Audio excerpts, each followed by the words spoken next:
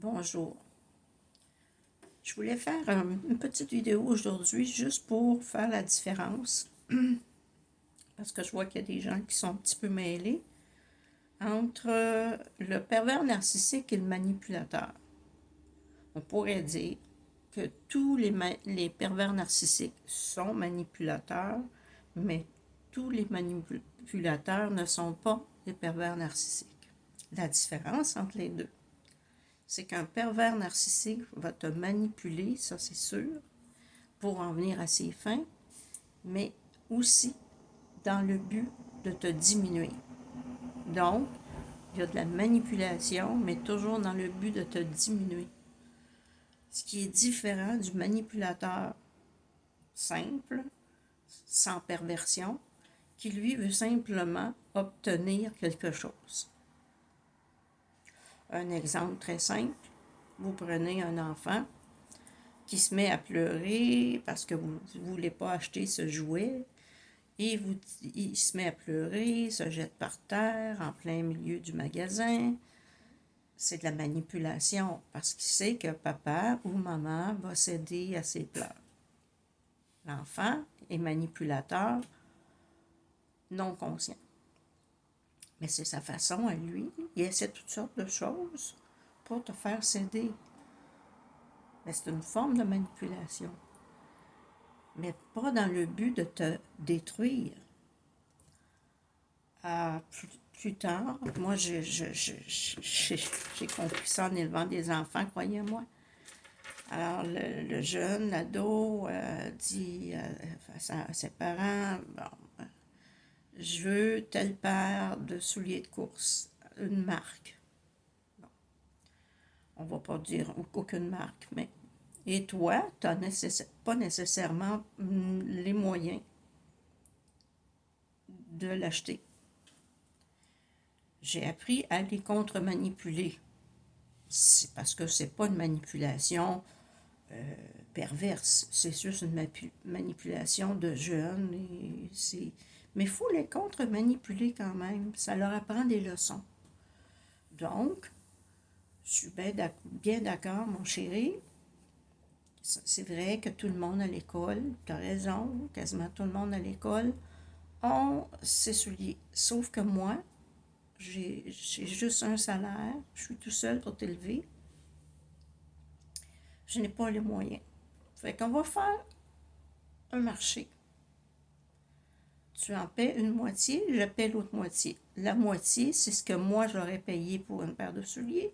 Et ta moitié, c'est que parce que tu veux upgrader tes souliers.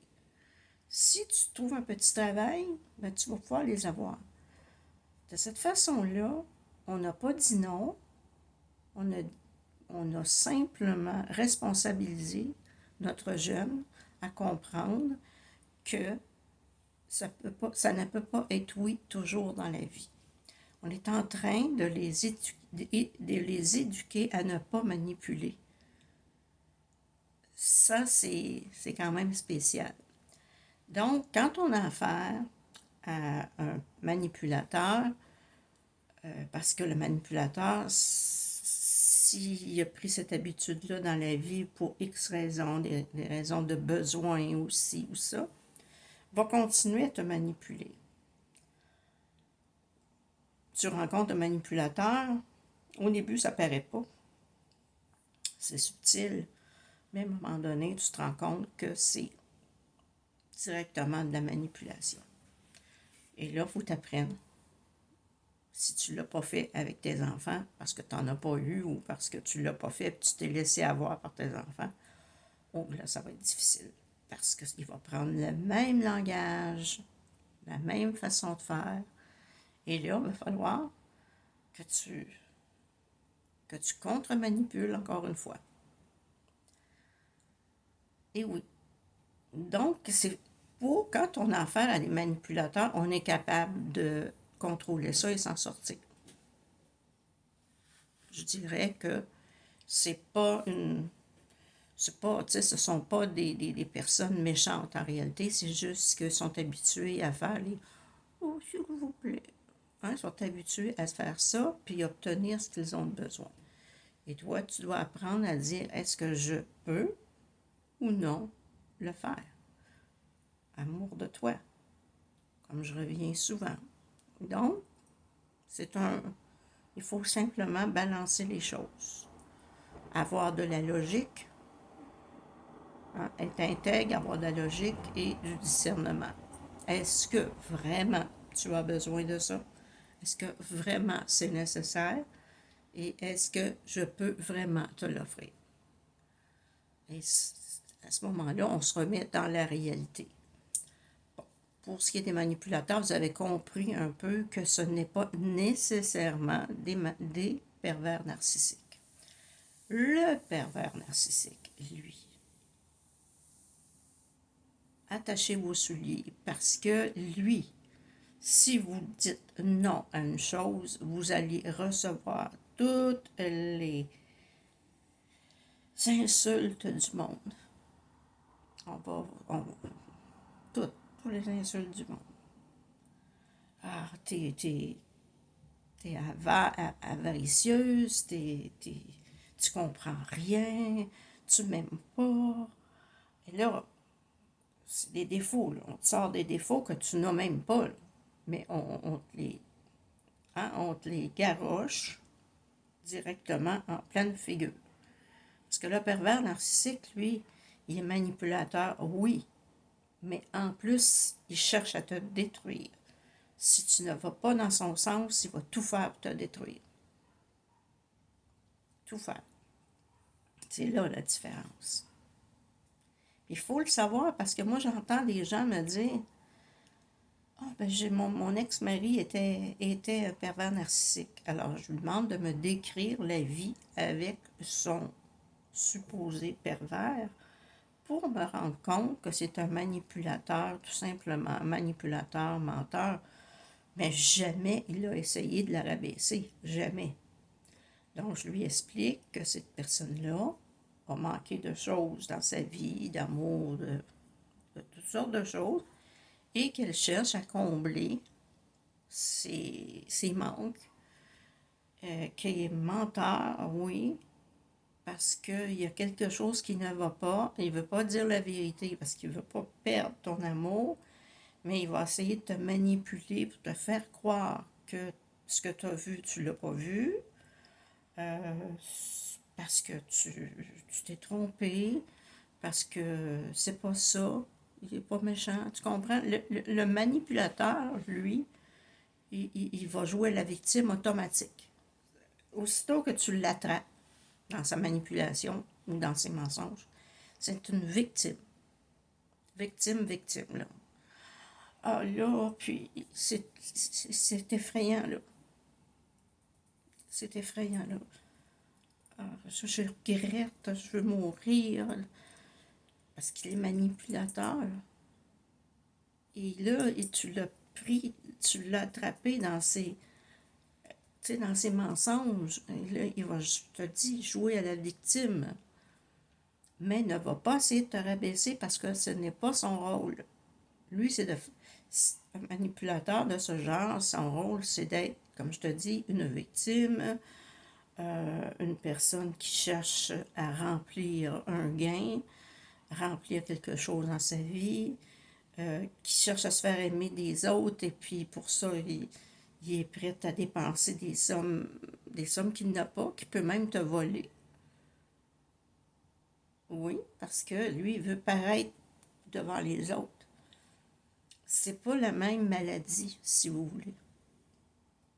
Mais quand tu te retrouves avec le pervers narcissique, lui, il manipule, mais pas juste dans le but d'obtenir quelque chose de toi. Il te manipule pour te faire sentir coupable, pour t'abaisser, pour que tu te sentes une merde. Ça, c'est le pervers narcissique. Et la différence, si tu n'arrives pas à la voir, ben, tu ne peux pas faire, parce que j'ai remarqué qu'on met ce mot-là, pervers narcissique, à peu près à toutes les sauces. Et ce n'est pas toujours des cas de perversion. Parfois, comme je vous le dis, c'est plus au niveau de la manipulation Parce que on sait, ces gens-là, c'est... Bon, on a un cas, admettons, tu as un enfant, ton enfant, je prends un exemple comme ça peut être ton mari, ça peut être quelqu'un d'autre, et qui a une addiction. Ça peut être la drogue, la boisson, le jeu, mais qui n'est pas pervers. Il va toujours trouver une raison. Ah, j'ai pris de la drogue, mais... Puis il était sans s'arrêter. Ah, j'ai pris de la drogue, mais je me sentais tellement mal, je pouvais pas, je voulais sortir de mon corps. Je manipule, là, carrément. Je joue à la victime. Puis toi, ben, ah, mais tu sais, t'essaies de le comprendre parce qu'il joue à la victime, puis toi, tu rentres dans le jeu de la victime. C'est facile de rentrer dans le jeu de la victime. On a beaucoup d'empathie. Donc, quelqu'un qui a de l'empathie, c'est encore pire. Les empathes, là, quand ils ont un manipulateur qui joue à la victime, ils embarquent dans le jeu de l'autre facilement parce que l'empathie fait que tu prends l'autre, tu essaies de comprendre l'autre, puis c'est pas si pire. Ben, c'est ça. Et il te manipule directement. Hein? C'est exactement ça. Le pervers, lui, c'est tout à fait le contraire. Ah, si je me suis saoulée, c'est à cause de toi.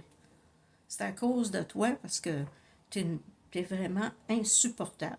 Je ne suis pas capable de vivre avec toi. T'as un caractère de merde. Et là, t'en reçois, là, en pleine gueule. Fait que, pour la même histoire, le pervers narcissique va te jeter à la face tous les défauts du monde, pourquoi il a succombé, alors que c'est pas de ta faute, c'est la sienne. Tandis que l'autre va se mettre dans le rôle de la victime parce que c'est son seul moyen d'aller chercher ton empathie. Le manipulateur veut ton empathie, le pervers veut ta perte. Voyez-vous la différence entre les deux, là?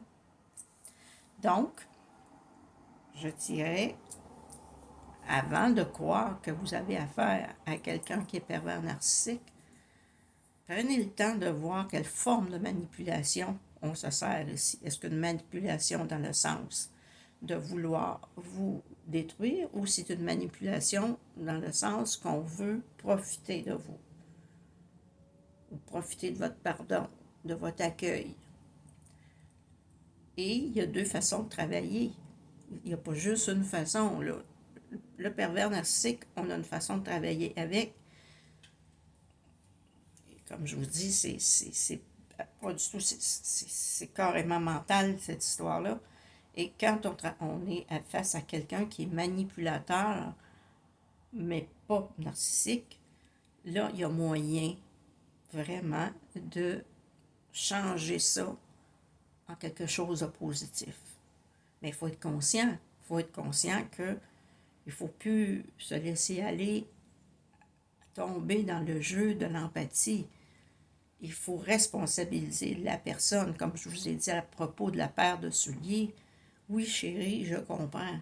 C'est la mode et tout ça. Mais moi, en tant que mère monoparentale, je peux mettre seulement ce montant-là sur les souliers.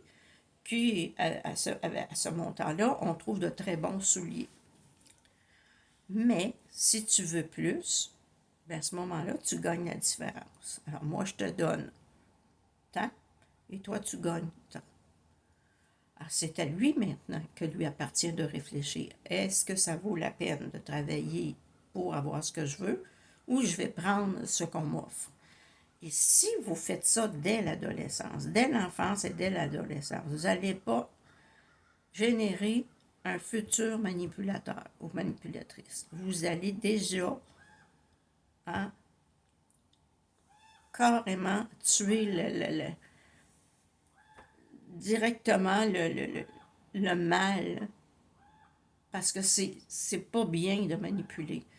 Alors, vous allez tout de suite le ramener à apprendre la différence.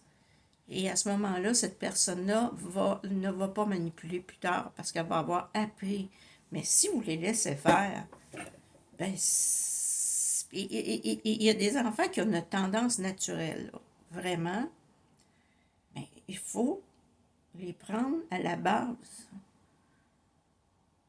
C'est comme ça qu'on arrive à éduquer. Mais si c'est votre, admettons, c'est votre chum ou votre blond, ben à ce moment-là, c'est la même chose. Vous rencontrez quelqu'un, puis vous voyez que il a tendance à manipuler. Tout de suite, il faut mettre votre costume de super-héros et contre-manipuler. Négocier. Pour pas que ça devienne pire. Et à ce moment-là, il y a moyen de s'entendre. Vous savez, bon, vous écoutez ma vidéo, puis vous vous rendez compte que, ah ben, ma blonde est manipulatrice, je viens de m'en rendre compte. Puis, ça faisait longtemps qu'il y avait quelque chose qui vous tapait sur les nerfs, mais vous n'étiez pas capable de mettre un nom dessus. Bon. Ben, on commence par regarder sa façon de faire. On regarde son pattern. Ça peut être n'importe quoi. À ce moment-là, vous voyez à quel endroit ça se situe. Et si cette personne-là dit, bon, ben, je veux aller souper à tel restaurant. Mais vous n'avez pas les moyens d'y aller cette semaine-là, ça peut arriver, ou vous n'avez pas envie d'aller là. Là, vous pouvez, si vous dites non, c'est sûr que c'est une querelle. Parce que le manipulateur, là, va commencer à dire, va faire comme l'enfant, va s'acheter par terre.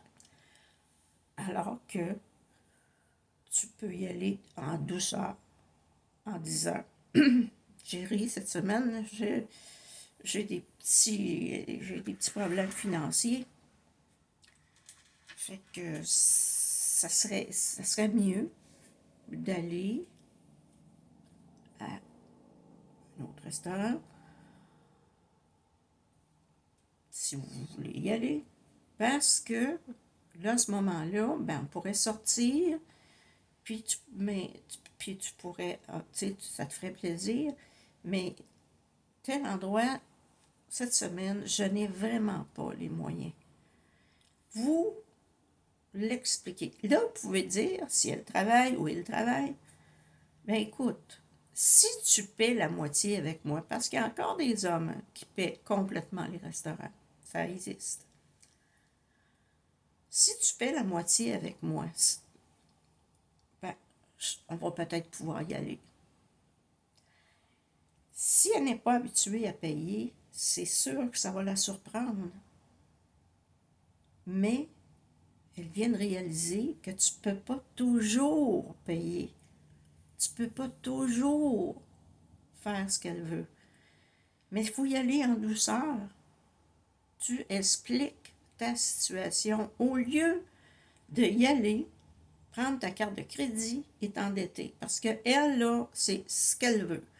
Et si tu lui dis non, là, elle va trouver toutes les raisons du monde pour te manipuler, pour te dire, oh, mais j'aurais tellement voulu, nanani, nanana. Et si tu as affaire à un pervers narcissique ou une perverse narcissique, ah ben là, ça va être 100 fois pire.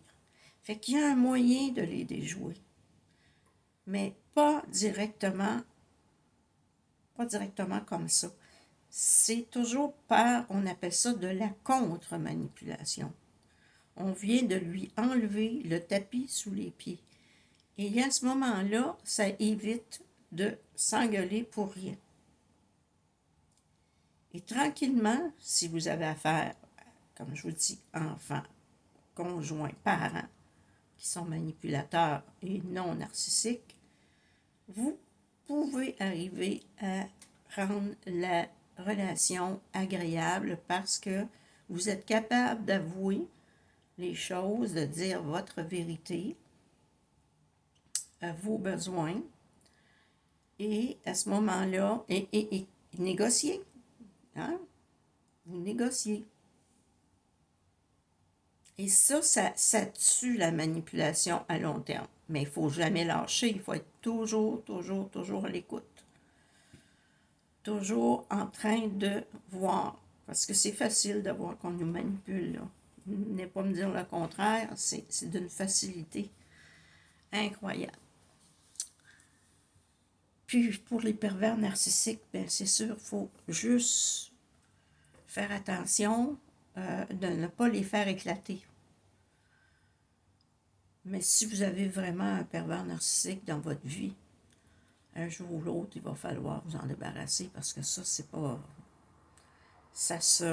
un pervers narcissique, oui, on peut arriver à les contre-manipuler, mais il arrive un temps, ça peut même les rendre à bout de nerfs. Oui, oui, oui, oui. Il est complètement désorienté, là. Mais il faut être fort psychologiquement pour les désorienter comme ça.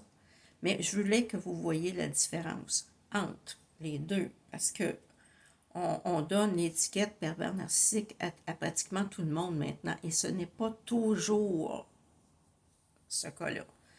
Et il y a moyen de faire la différence, et il y a moyen de travailler en fonction de voir. Quand on voit la différence, c'est vraiment facile, là.